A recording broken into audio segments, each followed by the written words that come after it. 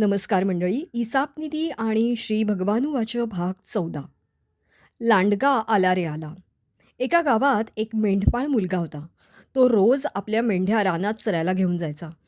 कंटाळा घालवण्यासाठी आणि मजेसाठी. एक दिवशी "लांडगा आला रे आला, वाचवा" असा आरडाओरडा केला. मुलाच्या हाकेला धावून गावकरी मदतीसाठी काठ्या वगैरे घेऊन आले. पण तिथे लांडगा नव्हताच आणि मुलांनी त्यांना हसून सांगितलं की तो फक्त खोड काढत होता. हे बघून गावकरी वैतागून निघून गेले. काही दिवसांनी खरंच तिथं लांडगा आला.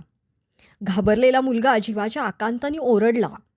पण गावकऱ्यांनी विचार केला की हा पुन्हा खोडकरपणा करत असणार आणि कोणीही त्याच्या मदतीला गेलं नाही.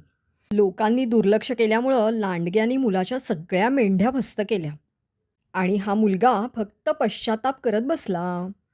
विधिनिषेध झुगारून केवळ आसुरी आनंदासाठी खोटं बोलणाऱ्यांना किंवा असं वर्तन करणाऱ्यांना सुख तर मिळत नाहीच, उलट नुकसानच होतं.